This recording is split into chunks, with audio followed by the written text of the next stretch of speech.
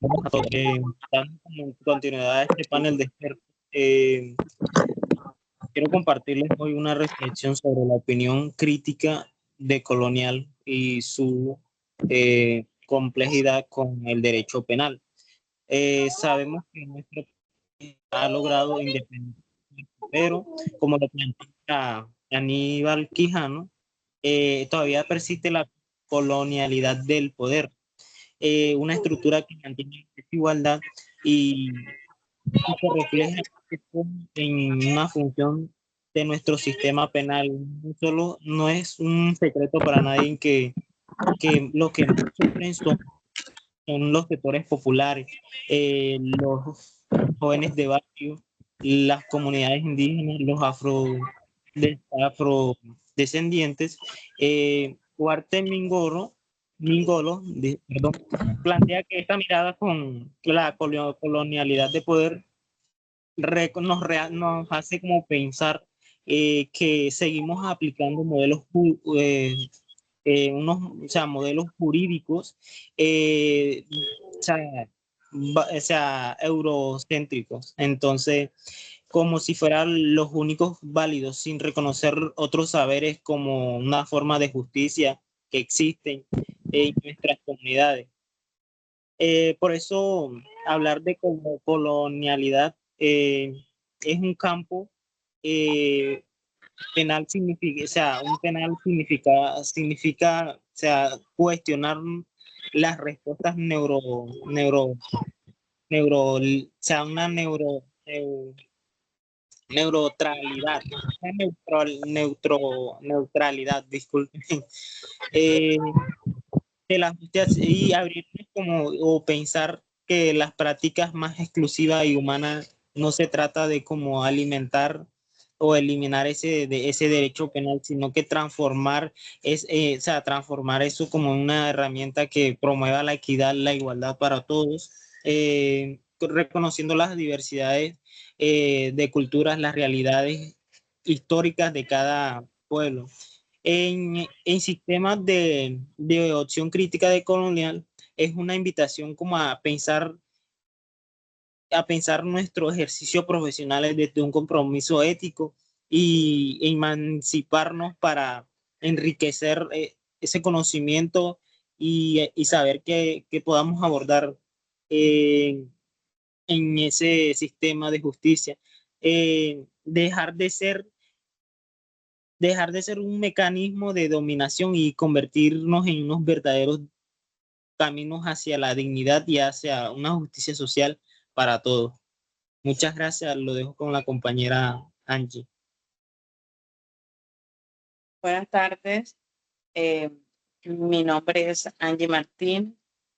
Mi tema en el panel de expertos es la colonialidad del poder y su impacto entre la práctica del trabajo social.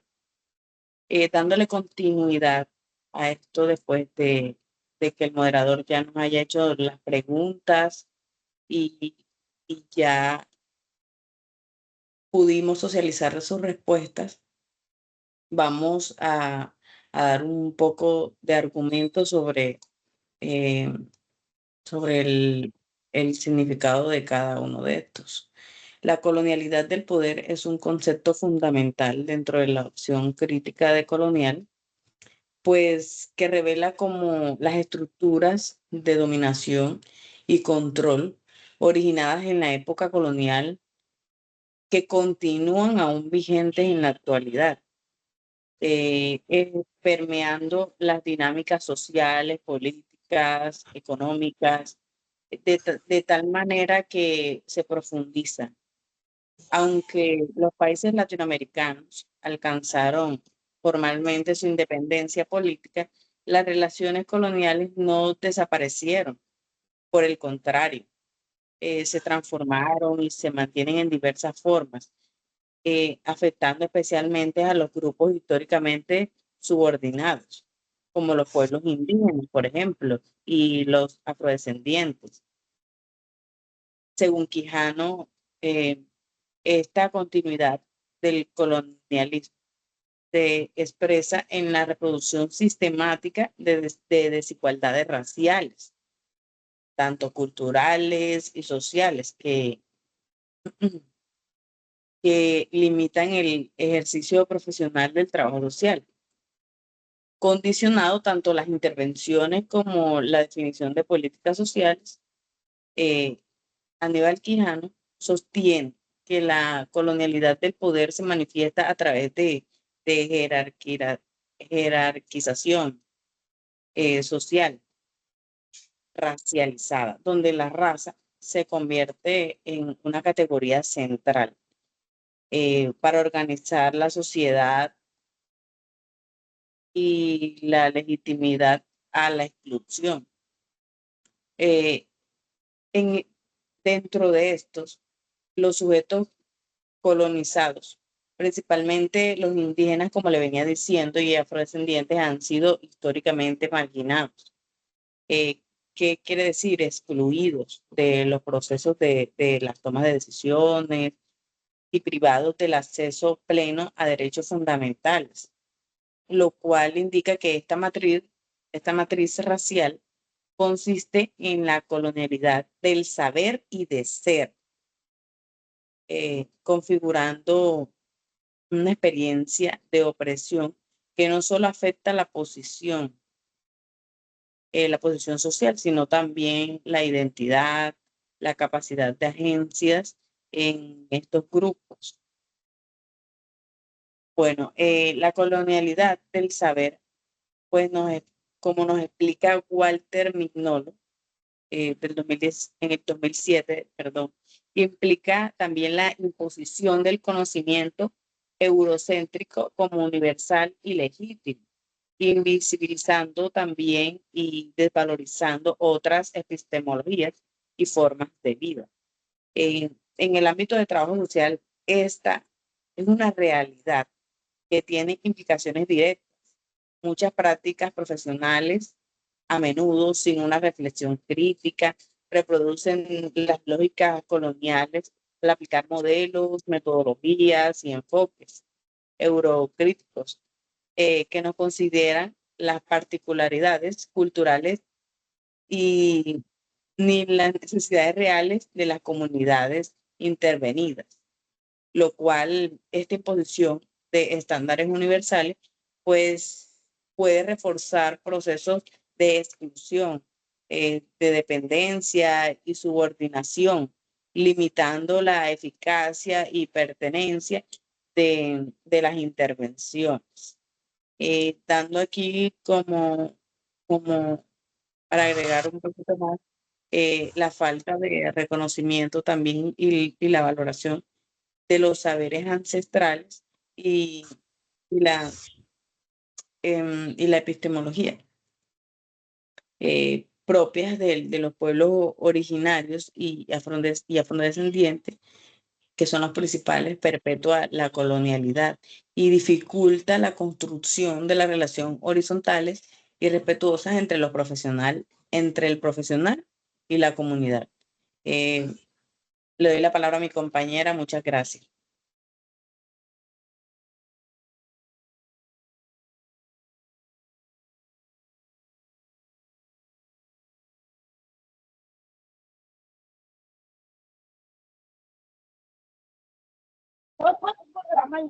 Buenas noches. ¿Me confirma si me escuchan, por favor? ¿Sí? Bueno, buenas noches. Mi nombre es Dolly Puchaina.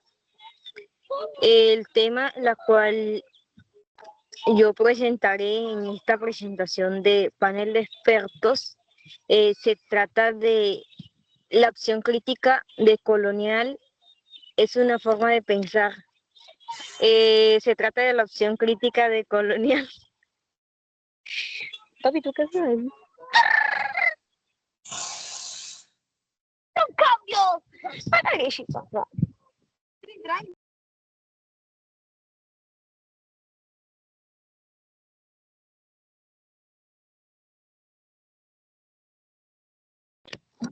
Oigan, ¿me escuchan?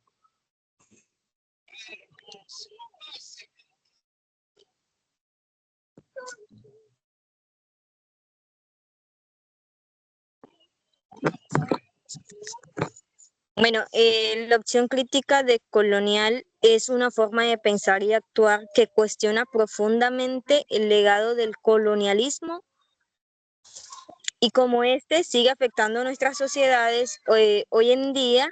No se trata no solo de mirar el pasado, sino de entender cómo las estructuras del poder, el conocimiento, la economía y las relaciones sociales que se establecieron durante la colonia siguen operando y generando desigualdades. Si nos ponemos a pensar en un concepto como el colonialismo, no fue solo una dominación política y militar, sino una imposición de formas de pensar, de entender el mundo, de valorar ciertas culturas y explotar recursos y personas. Esa herencia de la colonialidad se mantiene viva en muchas de nuestras instituciones, en cómo vemos nosotros, en cómo nos vemos nosotros mismos y de cómo vemos a los demás, de cómo se distribuye el poder y la riqueza. Ahora, cuando nosotros hablamos de justicia social en este contexto latinoamericano, estamos hablando de ir más allá de la simple asistencia o de medidas paliativas. Se trata más de transformar esas estructuras profundas que generan exclusión, discriminación y pobreza.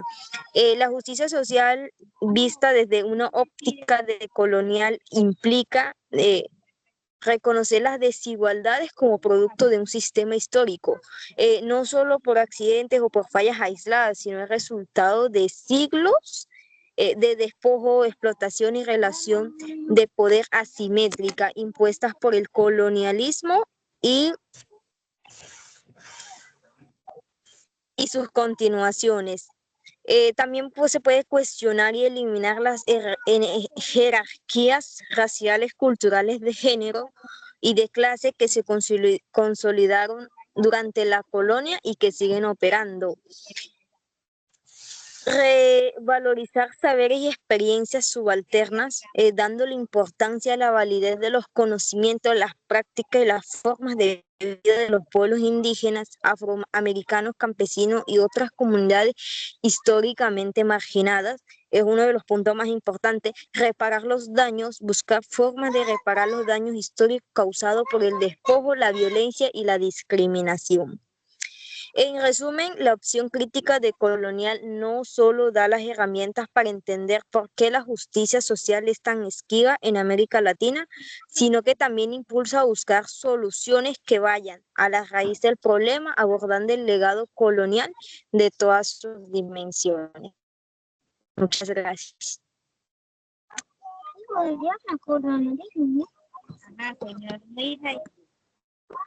Muchas gracias a todos, compañeros. Así es, muchas gracias. Gracias.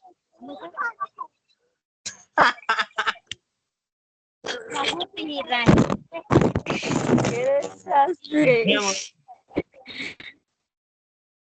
¡Qué desastre!